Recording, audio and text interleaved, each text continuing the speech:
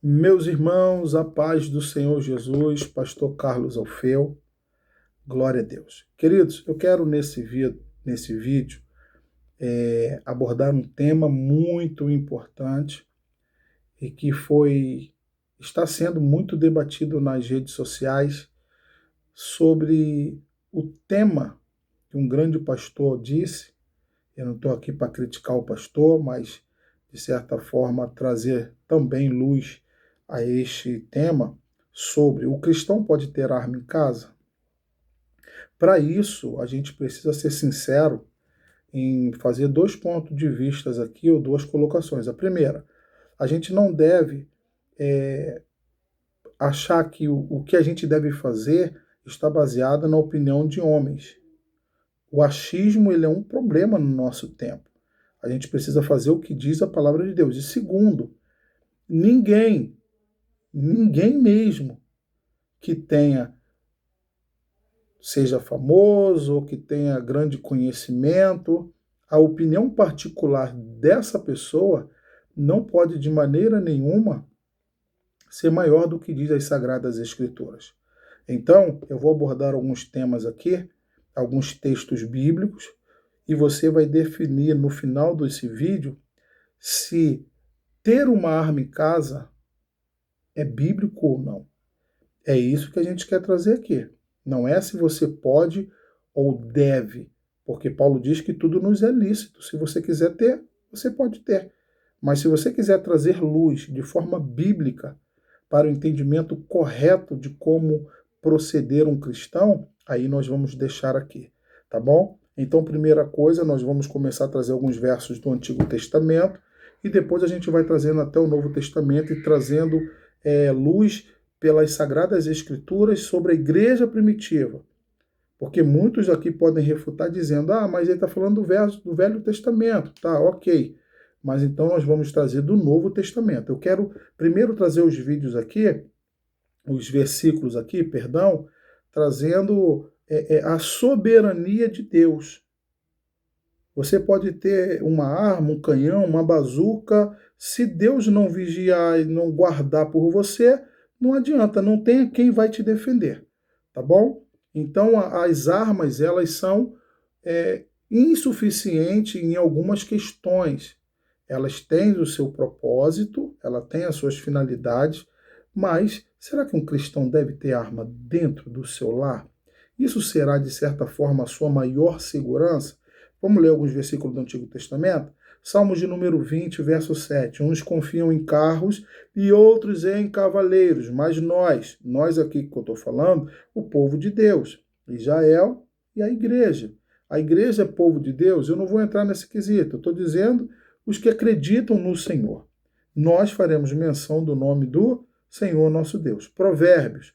O cavalo prepara-se para o dia da batalha, ou seja, os inimigos se preparam, mas a vitória vem do Senhor.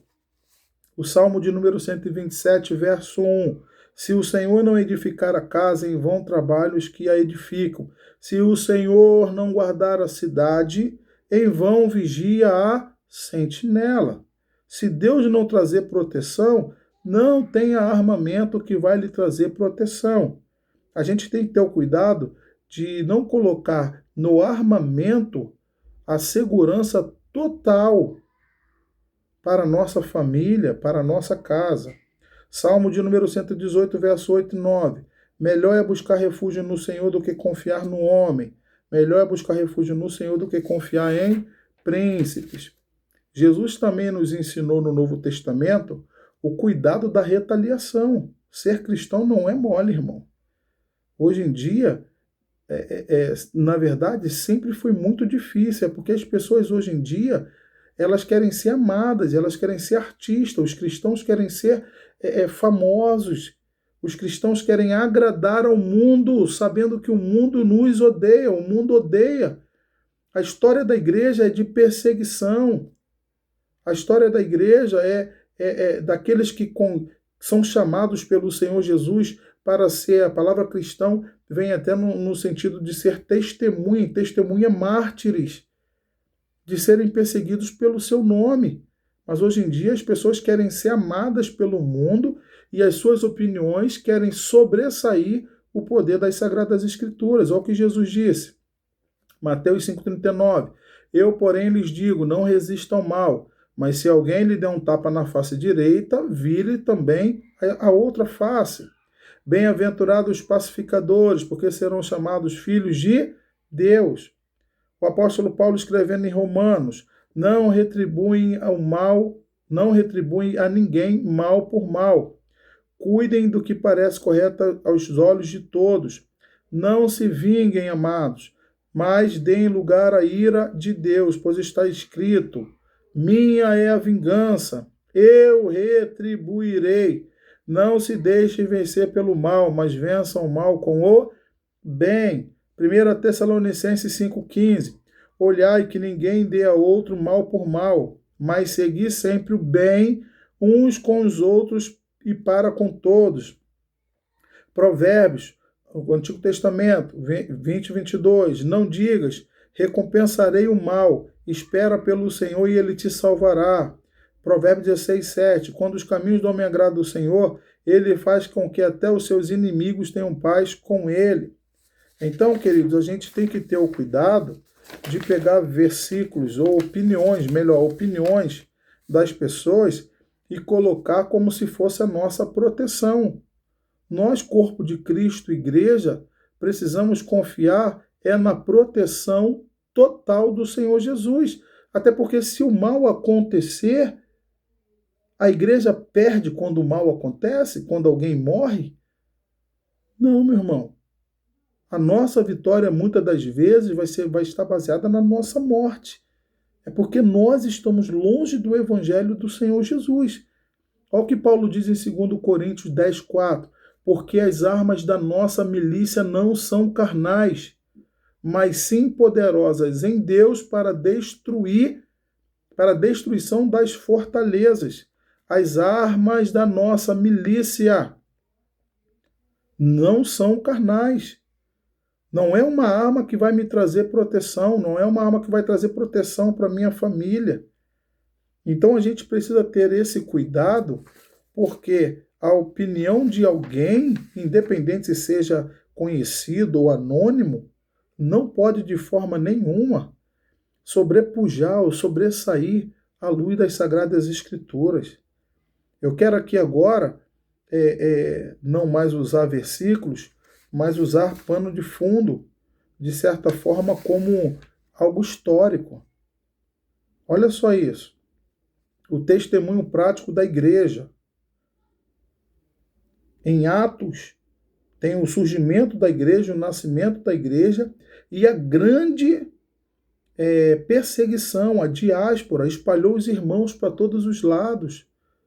Quando a gente quer saber algo sobre a palavra de Deus, a gente não vai através de opiniões de pessoas, a gente vai através dos exemplos e dos versículos que estão ensinando. Vamos lá, se os nossos pais da fé, as quais a gente deve imitar a Jesus, imitar os santos apóstolos, imitar a igreja primitiva, não é através de opiniões de pessoas que a gente vai, de certa forma, acreditar que seja verdade absoluta. Quer ver? Vamos lá. Ó. Quando analisamos a história da igreja no livro de Atos dos Apóstolos, deparamos-nos com um grande período de violência, invasores de lares e perseguição sistêmica do povo de Deus que o povo de Deus já enfrentou. Olha só isso. Olha só isso. Estevão foi apedrejado até a morte. Ele falou em pegar a arma para se defender? Tiago foi executado à espada por Herodes. Você viu alguém dizendo que deveria pegar em arma, ou Cristo Jesus tem ensinado sobre isso?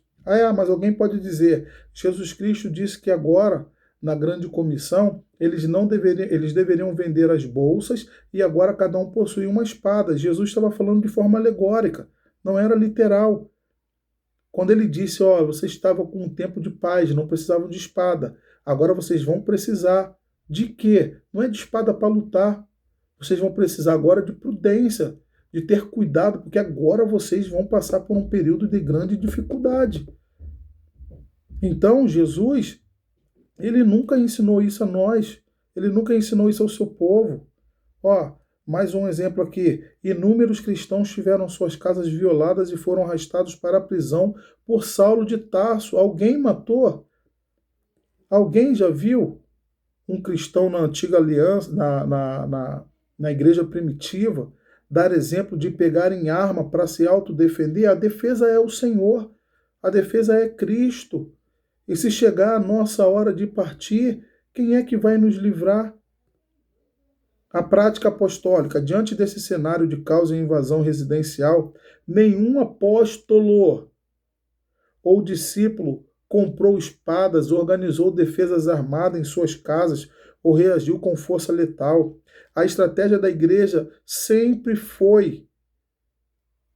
nunca foi o confronto físico ou retaliação armada. As orientações seguidas rigorosamente eram duas: a prudência e a fuga. Jesus já havia antecipado essa conduta. Quando, porém, vos perseguirem numa cidade, foge e vai para outra. Você tentar fugir como proteção é um mandamento do Senhor. Agora, pegar em arma, eu também concordo de entrar alguém aqui, eu proteger minha família, mas é o que eu estou te dizendo. Não é a minha opinião que vale, é o que diz as Sagradas Escrituras. Mais um aqui, ó. O perigo lógico e teológico da doutrina beligerante. Quer ver uma coisa? Vamos lá. Se você acha que é certo ter uma arma em casa, então você também acha que você deve andar armado. Sim ou não? Com certeza. E se você acha que você também deve andar armado, a sua família também deve andar armado. E se a sua família precisa andar armada para se proteger na rua e também a gente ter arma dentro de casa, que tal toda a igreja estar armada?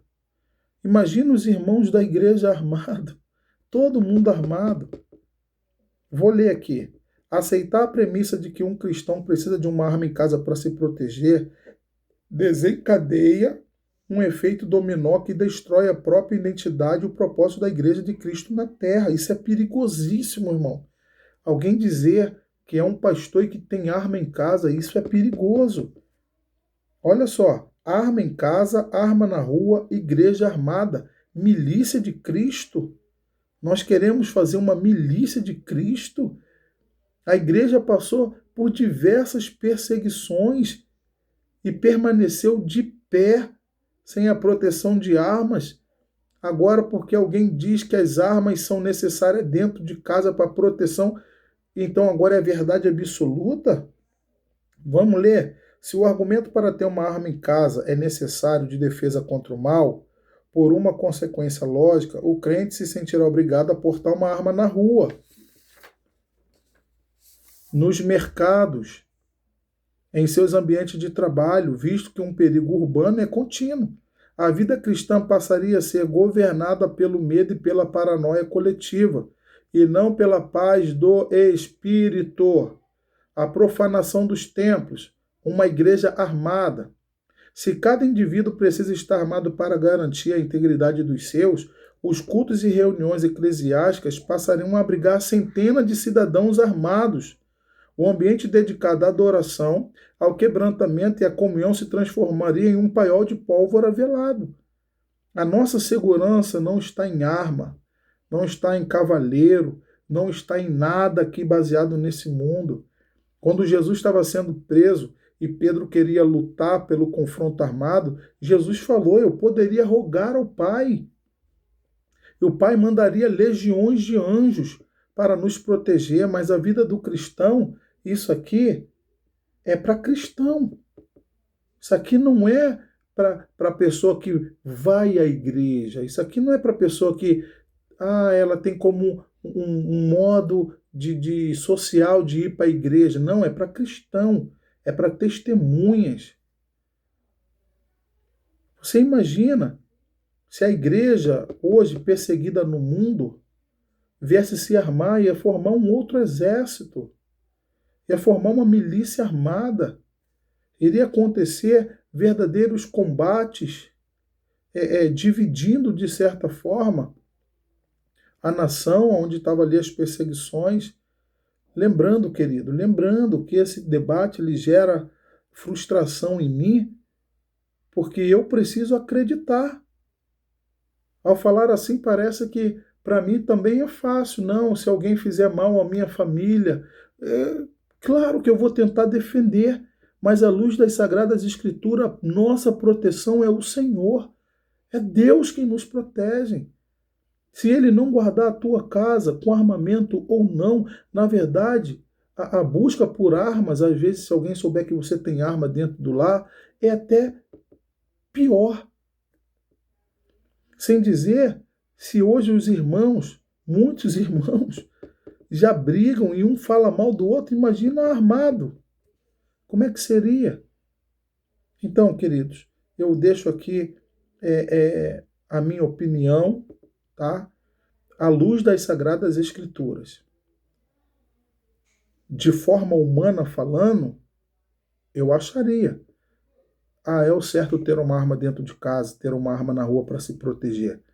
Mas à luz das Sagradas Escrituras, eu não consigo entender e perceber que seja necessário ter uma arma. A minha confiança está no Senhor. Mas se vier te fazer mal, o que eu vou fazer? Quantas pessoas estão indo para o trabalho e uma bala perdida atinge ele? A morte não é o fim, irmãos. A morte, na verdade, é um começo para uma vida eterna. Eu acho que, na verdade, a gente deveria ter o cuidado de ao abordar esse tema, como está a tua vida, para se Jesus te chamar, ou se o mal te alcançar e você partir dessa terra, como que vai estar a tua vida para viver na eternidade com o Senhor ou longe dele sem a salvação? Então, eu trabalho debaixo dessas duas premissas. Não é a opinião de ninguém. A palavra de Deus é a palavra de Deus e pronto, e acabou. Porque hoje em dia tem um pastor que é famosão na internet, ele fala, aí o povo come, é verdade absoluta? Pode ser para você, porque a palavra de Deus é absoluta e ponto final. Amém? Compartilha esse vídeo, deixa a tua opinião nos comentários, tá bom? Que o Senhor Deus te abençoe. Se quiser, se inscreva também, dá uma ajuda aí para a gente crescer no nosso canal e compartilha. Compartilha para os seus amigos, para o seu pastor, compartilha para os seus irmãos, para que essa opinião sobre as Sagradas Escrituras. Claro que esse vídeo não vai ter a mesma repercussão, né, do nosso irmão, pastor, homem de Deus, que deu a opinião pessoal dele, só que ali é a opinião pessoal dele, não é que diz as Sagradas Escrituras. Amém? Que o Senhor Deus te abençoe. Fique com esse texto, com esse estudo bíblico, em nome de Jesus.